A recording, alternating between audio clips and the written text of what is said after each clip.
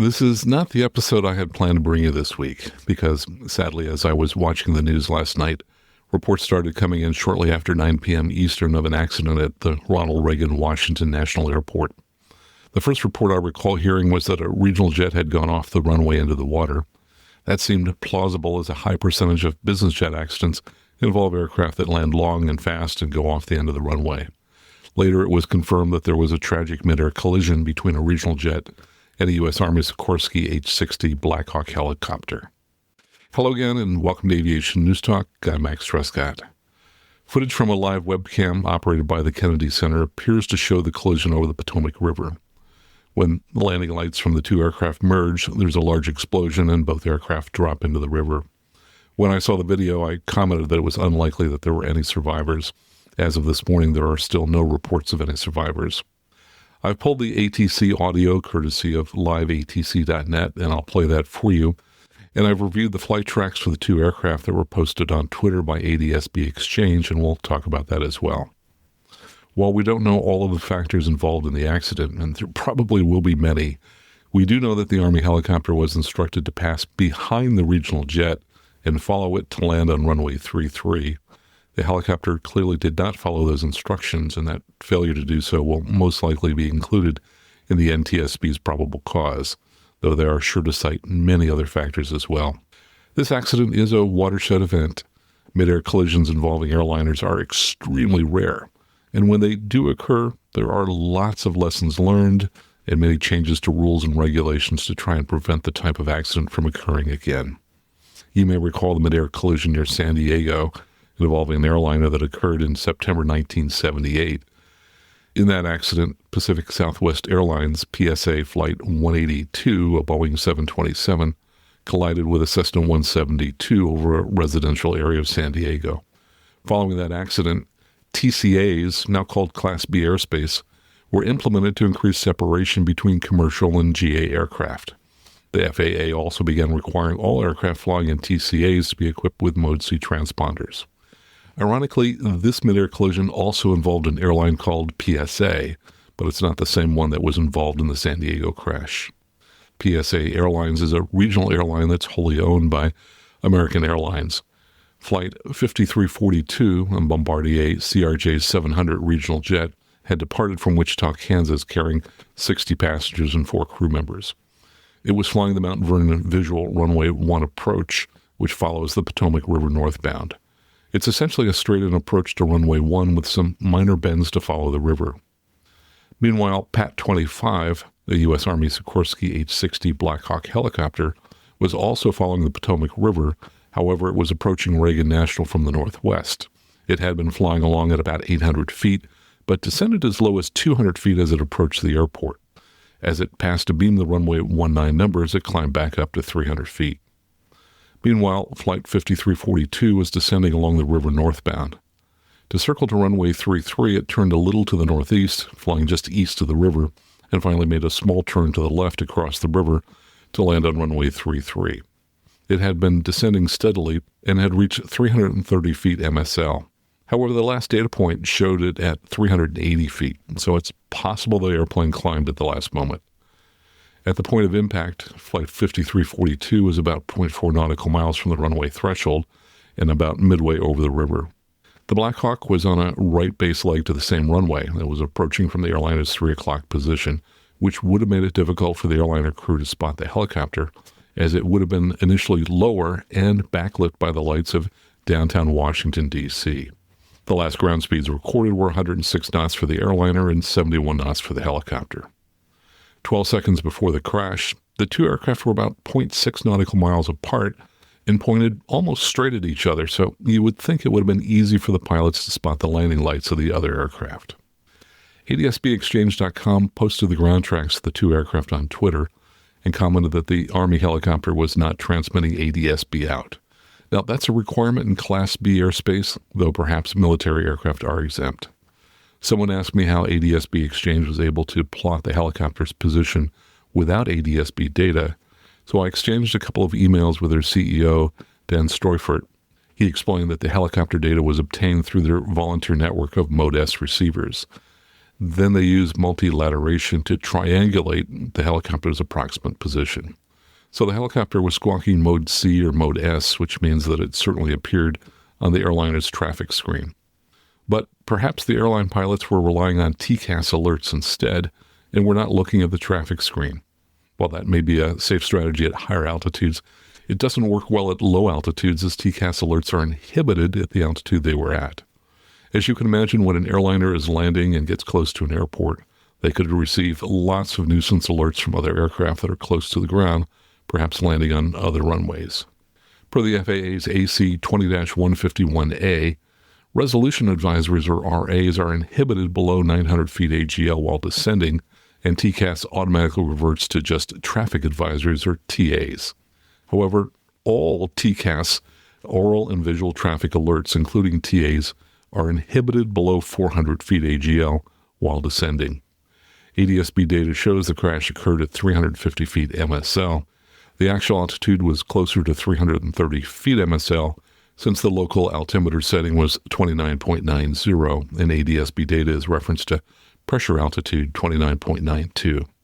So the airliner was so low that all of its TCAS alerts were inhibited. And when they're inhibited, the only way the aircrew can spot traffic is by the same way you and I do, which is looking out the window or looking at a traffic screen. Here's the relevant ATC audio courtesy of liveatc.net. At 8:43 p.m., 5 minutes before the accident, Flight 5342 checks in with the tower on the Mount Vernon visual using the call sign Blue Streak 5342. Tower 5342 on Mount Vernon visual, runway 1. Blue Streak 5342, Washington Tower 1 star 320-17, gust 25, detect runway 33. 20 seconds later, Flight 5342 responds. Yeah, we can do 33 for Blue Streak 5342. Blue Streak 5342, at the Wilson Bridge, change to turn for runway 33, runway 33, clear to land. Change to runway 33, runway 33 for land, Blue Streak 5342. About a minute and a half later, the tower gets a call from the Army helicopter using the call sign PAT-25. We can't hear the helicopter side of the conversation since they're transmitting on a military frequency. The tower, which is simultaneously transmitting on both the civilian and the military frequency, responds to PAT-25. PAT-25, roger. 45 seconds later, the tower notifies PAT-25 of the airliner's position. PAT-25, traffic just off the Wilson Bridge to CRJ at 1,200 feet, start runway 33. This is proof. About a minute and a half later, and just 20 seconds before the crash, the tower gives the helicopter this instruction. PAT-25, get the CRJ in flight. PAT-25, pass on to CRJ. This is The tower seems to be saying visual separation and is apparently repeating what the helicopter had said. 6 seconds later, we hear this transmission, and you can hear other people in the tower cab reacting to the explosion that occurred when the aircraft collided. American 4782 by Baton, Mount Vernon visual. American 472, Washington Tower 1 star 320-17. The tower then issues a series of instructions to get aircraft to exit the airspace. This is Win. Tower, did you see that? American 472. American 3130, go around, turn left in 250, climb maintain 3000. Okay, left heading 350, 3000, American 3130. Tower, Blue Streak 5347 is on final. Request runway 33, circle to 33. Second heading for American 3130. American 3130, go around, turn left in 270, climb maintain 3000. 270 on the heading, 3000, American 3130. American 472, cancel landing clearance runway 1, continue. While the helicopter apparently indicated that it had the airliner in sight, it's clear that they didn't. One possibility could have been that they had a preceding aircraft in sight. However, as I played back the data, I can see that the preceding aircraft landed on runway 33 about 2 minutes before the accident. So when the tower asked the helicopter if they had the airliner in sight, Flight 5342 was number 1 for the runway. I have a presentation on night flying that I gave at AirVenture for 8 years in a row, and in it I talk about the difficulty pilots sometimes have avoiding other aircraft at night. My recollection is that years ago there have been some night accidents that occurred when an airliner could see the lights of another aircraft, but because of limits to our perception at night, couldn't figure out exactly where the other aircraft was located and how to avoid it, even though they could see the aircraft. So at night, accurately perceiving the location, motion, and trajectory of another aircraft based on its landing light can be surprisingly difficult due to some of these factors. 1, lack of depth perception. In darkness, our eyes rely more on monocular depth cues than stereoscopic vision, making it hard to judge distances accurately. 2, size and distance illusion. A bright landing light can appear as a point source, making it difficult to determine whether the aircraft is far away and approaching or close but moving laterally. 3, lack of relative motion cues. If an approaching aircraft is coming directly at you, it may appear motionless, a condition known as constant bearing decreasing range, or CBDR effect. This illusion can result in a collision because the other aircraft does not appear to move across the pilot's field of vision. 4, autokinesis. At night, a single bright light against a dark background can seem to move unpredictably due to small involuntary eye movements, leading pilots to misjudge the actual motion of another aircraft. And 5, glare and blooming. A bright landing light can create glare or halo effects, making it harder to determine an aircraft's shape or orientation. So the advice I give in the presentation is to start avoiding other aircraft at night as early as possible, as it may become more difficult to avoid them when you get close. Also, if you have a traffic screen in your aircraft, use it, especially at night when it's harder to visually perceive the exact location of another aircraft. And if you're flying with late model Garmin avionics, check your traffic screen to see if you can turn on vectors, which stick out in front of other traffic to show where those aircraft are pointed. Then, see if you can select between absolute vectors and relative vectors. You want to choose relative vectors and use that all the time, as it shows you not where the other aircraft are pointed, which is irrelevant, but where those other aircraft will pass relative to you. And if the green line, the relative vector of another aircraft, crosses your aircraft, you're on a collision course with that aircraft. Oddly, I found myself in a similar situation to this Midair collision when landing a Vision Jet in Kentucky at night. We were number 1 to the runway, and there was a fast twin that was approaching us from our 2 o'clock position that had been told to follow us. But when I checked on the traffic screen, the relative vector was crossing our plane, so I knew we were on a collision course. When I informed the tower of this, they said not to worry as the plane would follow me. So I had to call them again and tell them that my avionics showed us on a collision course. The controller then had the twin widen out to his left to pass behind us. So sometimes we need to help controllers out with separation from other aircraft. Let's talk briefly about Professor James Reason's Swiss cheese model. In his book, Managing the Risks of Organizational Accidents, he talks about how organizations build defenses to try to prevent accidents. Each defense could be a policy or regulation or maybe even a piece of equipment meant to guard against a possible accident. When one of these lines of defense doesn't work, it's called an escape. The idea behind the Swiss cheese model is that each slice of cheese represents a line of defense, but that there are holes in each of these defenses through which escapes can occur. The slices of the cheese rotate somewhat randomly, and on rare occasions, the holes in all of the slices of cheese will line up. An event occurs in which there is an escape for every layer of defense. When this occurs, you have an accident. Let's talk generally about the lines of defenses associated with this accident and where escapes may have occurred.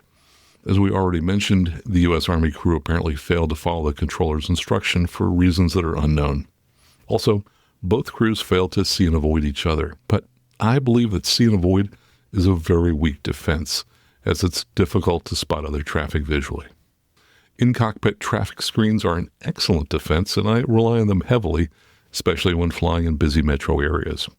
We don't know for sure whether either aircraft had a traffic screen, but it's highly likely the airliner did. Failing to notice the traffic on a traffic screen is another escape in a line of defense. The design parameters of TCAS equipment was also an escape from a line of defense. Since the aircraft was below 400 feet AGL, it likely didn't generate any alerts for the crew. Another possible factor was that the tower didn't alert the airliner to the presence of the helicopter. I don't know whether FAA rules would have required them to make that notification, but if they had, the airline crew might have searched more actively for the helicopter. There was also a post on Twitter that showed a short video that the poster said had been sent to them by a friend who worked for the FAA. Now, there's no way to verify if the video is real. It shows a computer screen with two aircraft starting to merge. About 30 seconds before the accident, The screen shows red CAs or collision alerts next to both aircraft. So if the tower had access to this radar feed, which they probably would have, they could have warned the pilots of the impending collision.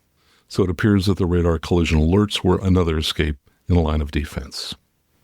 We will learn much more about this accident in the days and years ahead. If you want to learn more about midair collisions, you may want to listen to episode 109 called Avoiding Midair and Near Midair Collisions. You can find that episode at aviationnewstalk.com/109. Undoubtedly, we're going to learn many lessons from this accident, and there are sure to be changes in the rules and regulations as a result. In the meantime, please fly defensively and use all of the tools at your disposal to avoid a midair collision. And just a reminder that I love hearing from you, and I read many of your emails on the show. If you'd like to send me a message, just go out to aviationnewstalk.com, click on Contact at the top of the page. That's absolutely the best way to send me a message. And of course, I also want to thank everyone who supports the show in one of the following ways.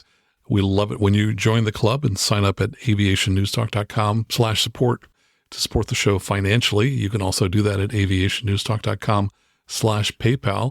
We also love it when you leave a 5-star review on whatever app that you're listening to us on now. And of course, if you're in the market for a headset, please consider buying a Lightspeed headset and using one of the links in our show notes, because if you use those links, they will donate to help support the show. So until next time, fly safely, have fun, and keep the blue side up. And remember that you can always go around. You can